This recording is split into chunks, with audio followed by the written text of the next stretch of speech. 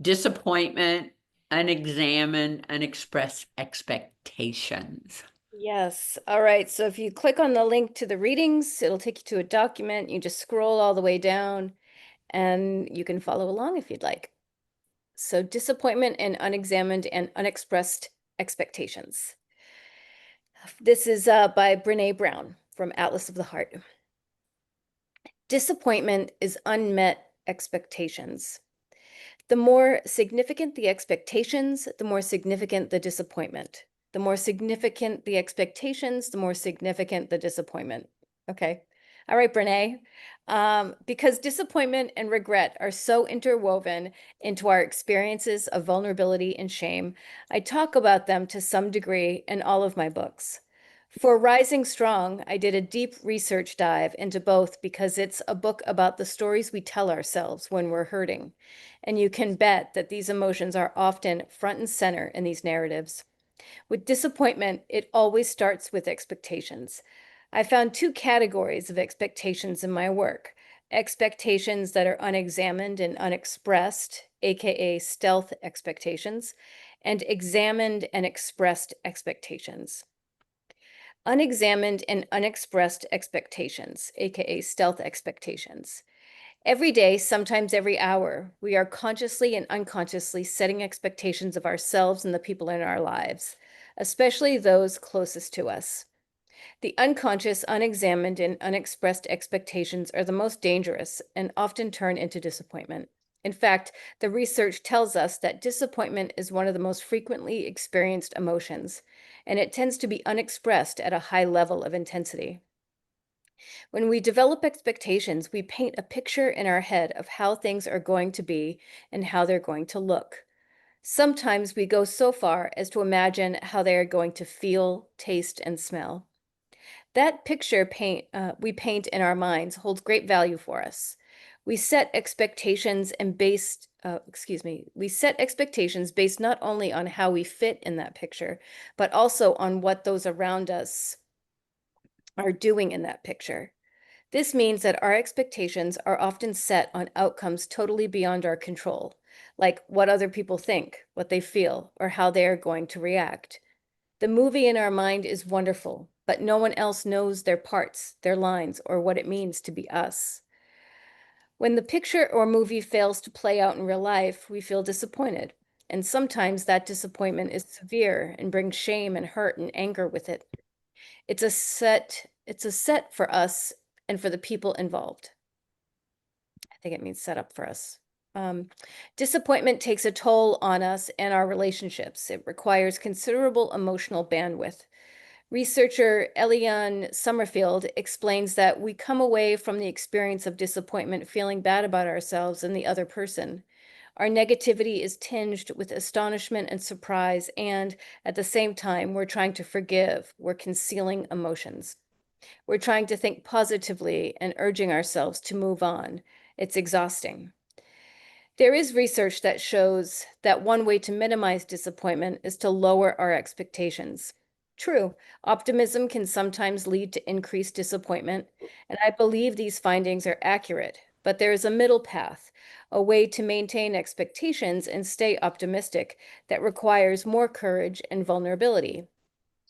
Examine and express our expectations. The end. The end. Sent by iPhone.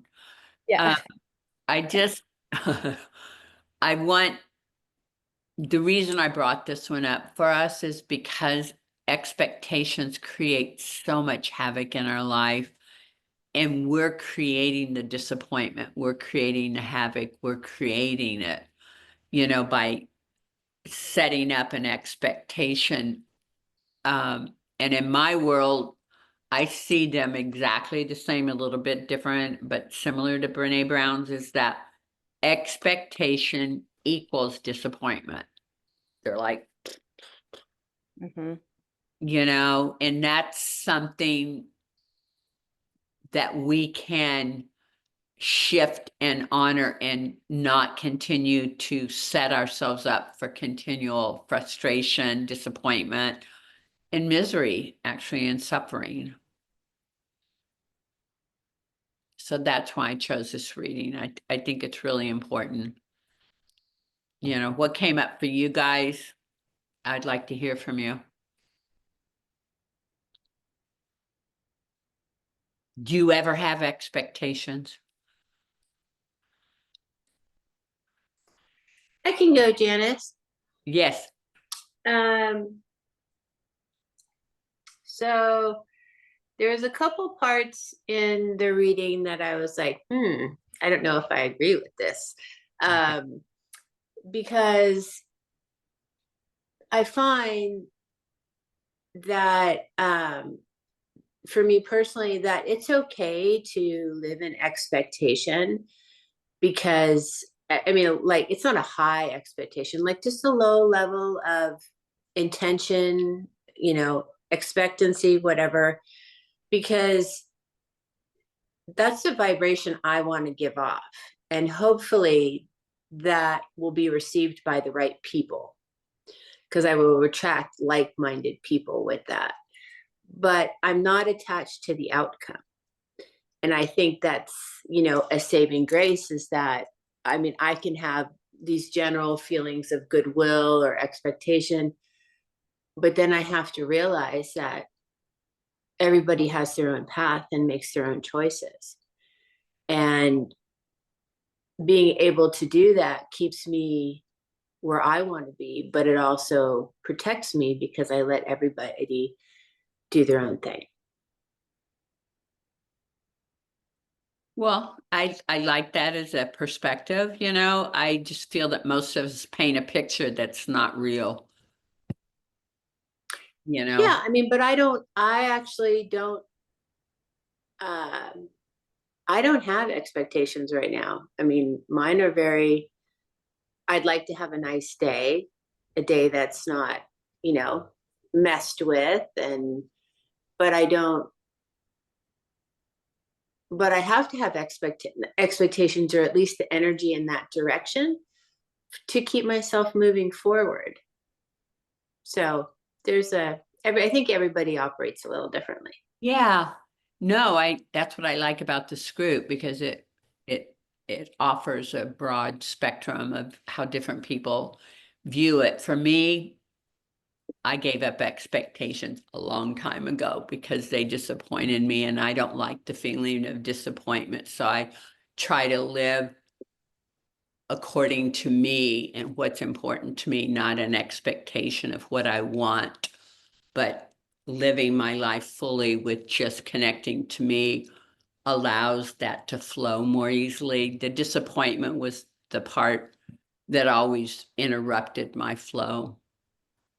I think it's the attachment to the outcome that would interrupt my flow. So I choose not to stay attached to it. Right. Yeah. Thank you. Welcome. I think expectations, it's funny. That was the first book you ever told me to get, from Brené Brown, Atlas of the Heart. Because I didn't know what feelings were. I didn't know like what the fuck was up from down. And it's so funny that this is the reading, because a couple days ago I saw a friend, she has her wedding coming up and she is like anxious about it. And I said, don't have expectations, because you're going to be let down. And I'll never forget my wedding day, sitting above, watching how the wedding, listen, I was sick of my disease then. I was sipping my mimosa while doing this. How the wedding planner wrapped the railing. It was different than the vision I had. And I stopped the day and I went down there because it was different than my expectation. That's the dumbest thing I've ever heard of. I'm trying to like relate that to her, of like, my expectations ruined my wedding day, because then right in this, instead of just having my head where my feet are and like just enjoying the moment. So I think I mean, if anyone's in a 12-step program, it's the expectations are resentments and waiting. It's like the worst thing in the world, whether it's you call it the outcome, or whether you call it controlling someone. I mean, I can expect so much out of my ex-husband, out of my kids, out of friends, out of this. It's like, when I just be and not worry about how things are going to play out, oh gosh, what a relief that is, you know? It's amazing. It's amazing when you get that skill. Yeah. You know, it's not an everyday, like, listen, we're all, you know, in recovery or wanting to be better people, whatever form that is. And, you know, I just think that expectations will get us every time. So thank you for that reading. Very Yeah. spot You know, we're all in recovery from life. That's a fact. on. Whatever dimension that is, doesn't matter. Yeah, I want to tie into that because I just got home and I had a lot of expectations when I was on the plane coming from California to Albuquerque. And I was just like, oh, it's going to be so great because I'm feeling so pumped and I'm so into like, I'm ready. I've got this, and Annette's going to love me so much when she sees me and she picks me up and, she's going to embrace me and it's going to be like this Hallmark card and, all these expectations in my head. And I was like, what the fuck are you doing? Like, that's not your relationship. And if she knew you were thinking those things, the anxiety that she would have just trying to meet them would be ridiculous. And then I started thinking, like, the anxiety I was having creating this image that really wasn't really reality. And so it was just like got off the plane and it was like this even flow. And for the last several days, it's been real. It's been nice, but it's been real. And that to me, that's how if you can separate yourself from expectations, life is real and it can be good still, like without all that stuff. Mind you, it'd be great if I could have a Hallmark card every day, but that's not reality in my life. And then I started doing, all this like therapy talk and like, well, how does that make you feel? And same expectations, like, are you going to meet me here? And she's like, why are you shrinking my head right now? Like, you went away and now you're coming back. Like, there's got to be it's like everybody has expectations. I think we just have to stop and realize no expectations. I'm going back to work on Tuesday. No expectations. It's going to be what it's going to be. I'm going to give my energy the way that I can give my energy, and whatever else happens is going to happen. And it's such a It'll relief work because better. it will. And all my friends are like, you're going to back to work on Tuesday. And all my coworkers, oh, I'm so glad you're coming back. And I'm like, yeah. And they're like, are you scared? I'm like, it's just going to be what it's going to be, right? Like, I'm showing up as a different person, but I'm still the same person. I have no expectations. Thank you. Thank you for sharing that. Because we do have scripts, we have movie sets, we have all kinds of characters, it's out of control. I love it. Thank you, everyone, for sharing so far. Hi, Janice. Hi, Lindsay. Good to see you. Good to see you too. I'm so happy to be here. I was down in Carlsbad or something, so sorry for being a little late. I love the reading. So a couple of things stood out to me. One was in regard to expectations. It requires considerable emotional bandwidth. Well, as we all are, I'm in recovery from a number of things. We'll call it life to simplify here. But my emotional bandwidth is like right now is at its max, right? Like I'm working every day. I'm in PHP still. There's so much that I'm processing and learning. And we all have this like certain amount that we can give, right? And if we're taking up a lot of our time and our emotional space, right, with expectations and outcomes, kind of like Michelle shared, like I loved how she talked about releasing the outcome. It's really the same thing. It's just different wording, but like I think about it like this, like I have an expectation when I stop at a red light and the light turns green that no one else is going to be driving across the road because it's safe for me to go because the freaking light turned green, right? Like that kind of shit. Like those are all expectations. We live with expectations. We have expectations of a lot of things.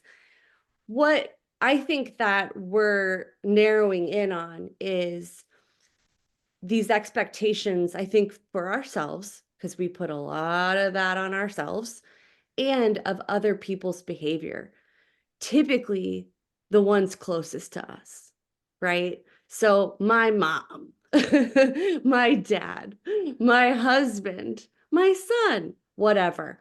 And so I think that's what's said. And at the bottom here, it says, but there is a middle path, a way to maintain expectations. So they're acknowledging that, yes, there are, and stay optimistic. And that requires more courage and more vulnerability, right? So I'm like, okay, well, that's cool. So they're acknowledging that there's expectations across the board and there's a way to stay optimistic. And, you know, the very last sentence is examine and express our expectations. Like, that's kind of cool too, right? Like, I've never thought of examining my expectations. Because I love what, you know, Janice just said, the movie set, right? Mine gets really creative. Like, I can really get in there and like have this like amazing dramatic show, right? And dude, like the best thing that has helped me is releasing expectations of my husband and releasing just, you know, it's okay. Like I have released him in general to behave and do what he needs to do, because what's more important is how I behave and how I honor myself and how I stay true to myself. And I stay connected to myself, right? This takes a lot of, you can call it spiritual connection, you can call it emotional connection. But there's a lot of, we need to be connected to ourselves deep down and know that we are safe, courageous, vulnerable, you know, examine our own stuff and release the ones that we love, particularly, right? With with our expectations of how we think they're going to behave or how we want them to behave, you know. That's all I got. Thank you. I love that. That was excellent. That Oh, was thank you. excellent. Oh, thank you. I'm right on the same path. Low expectations Yeah. of really everyone except for myself. I agree.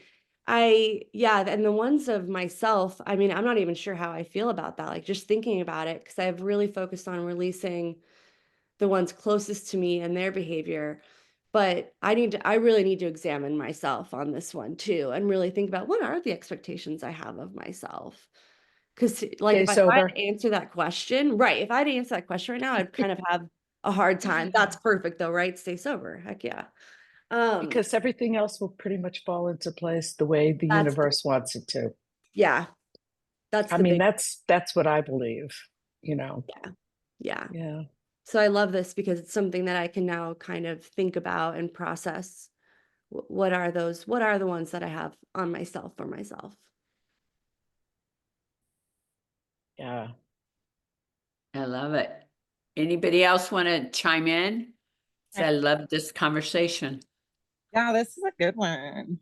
Expectations. Yeah, I mean, I definitely always think expectations, as resentments. And I just love how the readings always just coincide with my life.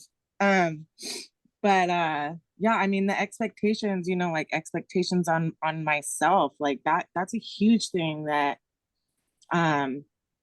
I'm making myself a little poster note to examine my expectations so I could put it up, because like that is a big thing. And it was something like, and expectations on other people. And like through my journey, it's like, I remember getting out of VKM, and even during VKM, practicing vulnerability and like expressing myself, but having expectations for people to take it the way that I thought that they were going to take it, or open up to me too, right? And those expectations led me down to disappointment, right? And but in that, it also taught me that like to like people also have to earn my vulnerability, right? And then like today I was kind of going down a rabbit hole. I had to like pause for a moment and figure out why I was feeling the way that I was feeling, because I'm like, gosh, I feel like I'm not going anywhere. I'm not doing anything. Like I haven't like learned anything in the last month, but in reality, I have, you know, and it's because it's because I have all these expectations on myself that I think I should be like up here, when really like I'm going like good. I'm striding pretty good, you know?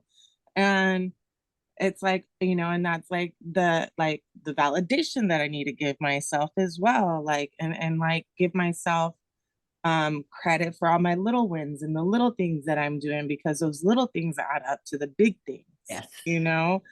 And just as simple as like having expectations today, you know, having expectations on the way like people drive. I think somebody had mentioned, yes, you know, it like today it was I was coming out of programming and I'm in Hillcrest, and it's like a really, really busy area where I'm at, and the lights get backed up and people try to like, they're like in the middle of the intersection because they don't want to wait and this and that. And this lady, I came out and she's just like, and I got rear-ended on Tuesday. So like, and because I had the amount of space that I had in front of me, I didn't hit the other person.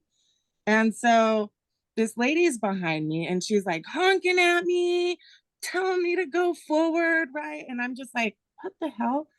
And but it continued, right? And like I have the expectation for people to like be safe drivers, you know, to like be courteous. That's not going to happen. And this lady, like, it did, like, because of that expectation, I just felt, and I haven't felt that way for a long time, but I just felt this fire coming up in me. And I turned on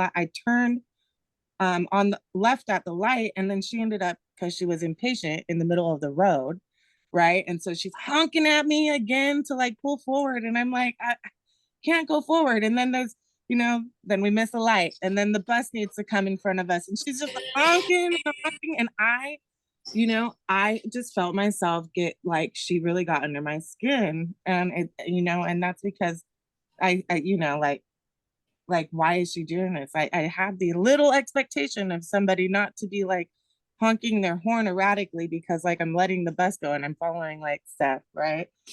Um, but it did. So like it brought out a lot of anger in me, something so small, you know? And like just the expectations of, you know, of like, yeah, other people, like cleanliness, like common courtesy, respect, you know, and it's all like it, and it comes down to like, I can only control myself, you know? And when I do have these expectations, I like make myself sick. I make myself Yeah. angry. I make myself sad. You know, I go down the rabbit hole when I don't pause because of my expectations, you know? And so yeah, I really, you know, I really appreciate it, and examine your expectations on yourself and others. I think that's a good like, I think that's a really good thing to like review A at. mantra. Yeah, yes, that's a great mantra, you know? Yeah, absolutely. And I think I'm gonna try to like review my expectations in the evening time, right? So thanks, Janice. Thank you. Thanks, Sarah. Anybody else want to chime in? I'd say a few things about expectations. I feel like I think what Brene Brown's trying to describe there is the same same stuff that we keep doing here, is like we were programmed one way, and then we're let out into this world, and the programming that we thought we could operate on wasn't fit for the world. It was so it was such a little microcosm of what the world is. And then so the expectation is a common courtesy that people are going to be paying attention when they're driving. And that was a great uh, example, Lindsay. Okay. And but with I learned a lot about expectations with my toxic job before it got really toxic. And like, to what Michelle had to say about it too, like, I built a good relationship with expectations because I was able to know when I was having expectations. And when I know I have expectations, I can tell the person what the expectation is. And like I would say that I would save them from themselves, because if they didn't follow through on their expectations, I got really upset with them. But really, it was just I was saving myself from getting mad at them and having those resentments. But having, like Brené says, the clear communication, I think it's totally fair to have expectations if you're communicating with them to the other person. My sister, tons of expectations with her boyfriend. He never fulfills those expectations. I call those wants. Like, she wants him to be one way, but she can't, like, her to expect him to be that way is a recipe for failure, for disappointment, and a ton of resentment. So yeah, I think expectations can actually be really powerful when used in the right context and properly. Like, there's, for kids, right? Like, proper expectations, not like I have kids, but if your kids have proper expectations, and you have your own expectations of like how you're going to deal with things, then it's a lot easier. Like with work, I was a manager. Setting good expectations with my team made for a much better day versus when I wasn't setting good, clear, clearly communicated expectations. So since my words are not coming flowingly right now, I'm just going to stop. Thanks, Julianne. Thanks. So I want, That's, oh, go ahead, Lori. Do you want to share? I was just going to say, I don't know that there could be a better topic of, I didn't do the reading, and I apologize, and I was late, but I did get on. Expectations. So I am leaving for Charlotte on Saturday to go and take care of my ex-partner, who I lived with for 13 years. And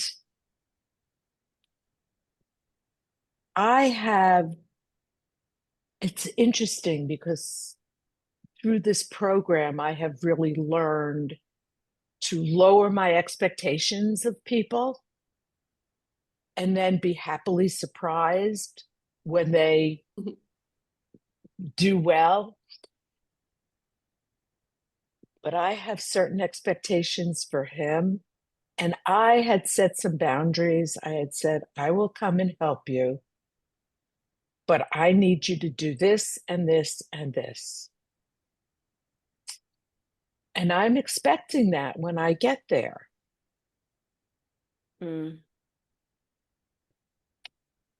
I think I need to reevaluate that.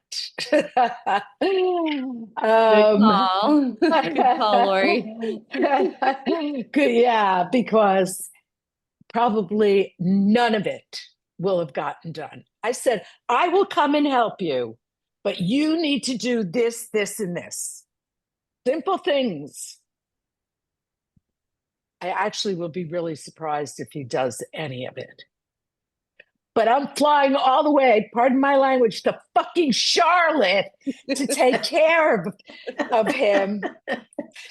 So if I can get on a plane and fly all the way there, he could at least take care of the 3 simple things I expect him to do.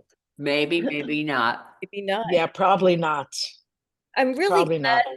I'm really glad, Lori, that you brought up boundaries because it was something that I kept thinking about, throughout the discussion. Yeah. Like that's a great example of some expectations, and you called them boundaries. Well, they're both. I have well- boundaries and expectations. But I think they're kind of confused because maybe a little bit, but because boundaries are about taking care of ourselves. It's not about Yes, controlling other people's behavior, right? that's right. So So it's the boundaries that I set up was I'm not coming out there there. unless you do these things. So Okay. that was my boundary. Okay. My expectations is because I set my boundaries that he's going to do what I expect him to do because I'm getting on a plane and flying out there. But I made my boundaries very clear. Okay. So because I'm confused with you just sharing it. Yeah. Because I think there are expectations because No, bound because I wouldn't have gone out there if he didn't tell me he was going to do it. okay. Okay. That was the boundary I set up. I see. I'm not coming unless you do this, this, and this. So what And he happens? said, Agreed. okay. And he agreed. And he agreed. Okay. Okay. And so my expectations are that he took care of it. Yes. Yeah. But the reality is probably not. Yeah. Yeah. Okay. So I need to lower my expectations. And I'll probably have to take care of all the 3 things, the 3 very major things that he needed to do. Hmm. I'll have to probably do it. Hmm. It's a possibility. Yeah. And you know what? It won't be the end of the world. But I really felt that if I was going to fly out there, he needed to do some of his part. Mm-hmm. Mm-hmm. So that's why I gave him 3 things to do. Call the insurance company, call Aetna. He's looking for assisted living. Mm-hmm. I have a question. I'm sorry. No, I'm done. Oh. No. Yes. I just like everything that you said because I deal with that constantly with my family. Yeah. And so are you set to, I don't know if this is the right word, deal with the disappointment that some of these things won't happen? I will be now. Hmm. I'm going to lower my expectations Mm-hmm. Hmm. and I'll deal with it. Okay. I'm not going to turn around and come back home. Hmm. It's too expensive to change the airfare. Yeah. You know what helped me, Lori, is I was having a hard time with understanding how to set a boundary. First of all, I had no voice. I didn't even know what I needed in the first place. So all of those things had to be established before I could even think about setting a boundary, right? I got to connect with myself again. Yeah. I have to identify my needs and really examine that. That's a great word. And my therapist really helped me when she described it. She goes, hey, boundaries are what you are going to do, actually, not what the other person is going to do. And I was like, wait, mind blown. What? Like, I was like shocked because I always thought it's like, no, this is what it's about them. Dude, it's all about us. It's all about me. So, for example, my husband, a number of months ago, was just in a really scary, angry, resentful, accusatory, just, bashing me every chance that he could get, in verbally, and dude, we couldn't even talk, we just couldn't even talk. And once I did the work first that I needed to do, identify with self, get the support to do that, make the strong enough connection, man, it's got to be strong. I identified what I need to do now. And when I talked to him, it was along the lines of, so I set a boundary and it was, hey, if you continue to talk to me in this way, and I just briefly, you know, brevity is important in these situations, briefly described what that looked and felt like. If you continue to speak to me in this way, I'm going to take some time away, and I'm going to go live with my mom and dad. Period. And whatever happens from there is on him. Yeah. That's his choice now. So, and then I have to, and I was told to never set a boundary that you aren't going That you to can't follow through with. boom, right? So I really had to know before I set the boundary that I was going to do that. I was prepared to pack my bags and go stay at my mom and dad's house until he can Yeah. get his shit together. Yeah. Right. And not be in a verbally abusive situation. And that was hard. But you know what?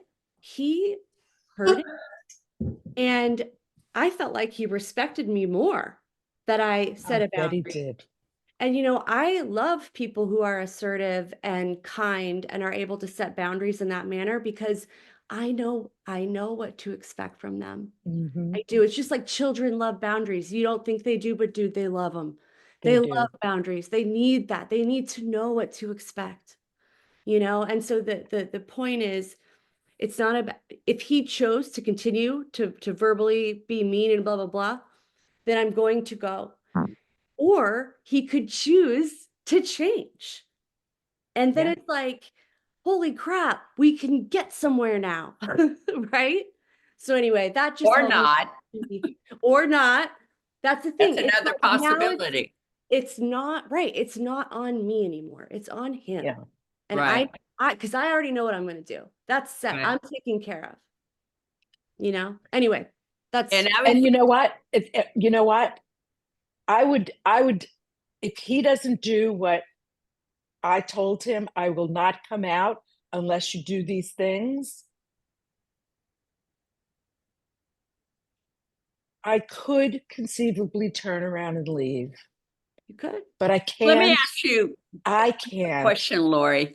Yeah. Do you already know that he's not going to in your heart of hearts? I have a very, I have a very, well, let me preface it by saying the answer is yes, but I will tell you why. Because his brain is not Right. functioning very well. Right. So I think he really needs me to speak to the insurance company, to Right. speak to the long-term care, even Right. though I told him to call them.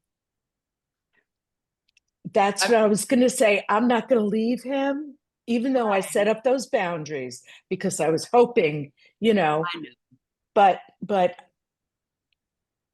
I can't, you know, my heart I hurts think for you're him. going to help him, I even am. though you set up the boundary. That's all I I'm am. trying to I point really out. wanted him to I know. partake in his future and not leave it all up to me. Right. I get it. But But you're still going to there to I'm support going him. to do it, and my expectations are lower after tonight. They're Right. gone. I'm just kidding. Yeah, I'm not going to be angry. There's no point. I will just Right. do what has to be done. One thing Yeah. I'd like to add to this. So Yeah. I don't know when your trip is, but Saturday, pretty soon. day So after tomorrow. for next time, if there's a next time.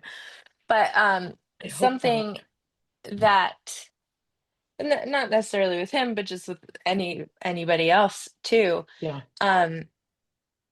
You know, it sounds like you were setting like clear, like almost like conditions, right? Like, here's what I'm willing to do. Here's the exchange. Yeah. You do your part and I will do my part, and that's the Yeah. exchange. Mm. Yeah. And I think we probably all know from experience that there have been times where we have said yes when we wanted to say no. Right. And everyone is subject to being that way, right? So one way to kind of identify before committing to a cross-country trip is to talk, you talk about the conditions, the expectations, and then get that feedback from them. Is that something you think you could do? He told me I did. Yeah, he I did. did do that. And And he you told said me he that. would he Yeah. told me he would do it. Yeah, but let's pause for a second because I feel like we're trying to fix Lori's situation instead of talking about our own Yeah. experience with, our own stuff. It's not about how to fix Lori and her situation as much as just sharing your own experiences. You know what I'm saying? Because it's like Lori knows what to do. Yeah. I I know believe. what I have to do. I know you do. And this did help me No, I get it. from not getting angry. Right. Because I could have gotten very angry that he didn't do what he told Right. me he was Right. going to do, but I'm not going to. I'm just going to lower Right. my expectations. And that's And like I'll the do it. part of this group is like, how do we resolve our own Issues. experiences, Yes. because I want to empower each of you. You know how to do it. You know what you need. I believe that about each of you. Yeah. Thank you, Janice. I had a little bit to share Yeah. if we still have time. Yeah. I really enjoyed the shares. I thought the conversation was just really, really insightful and authentic, and I love that about this call. I was thinking to myself, I love yoga. And so for me, I was thinking a lot about how this ties in so closely to the yogic belief that all suffering comes from attachment, right? And in this case, it's attachment to the outcome, right? And you're attached to what's going to happen.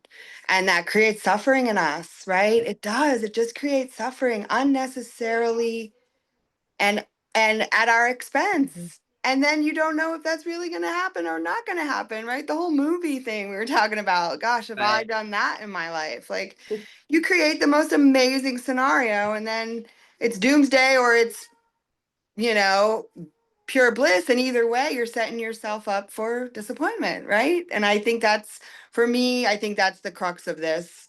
All resentments and disappointments come from an attachment in my eyes to the outcome.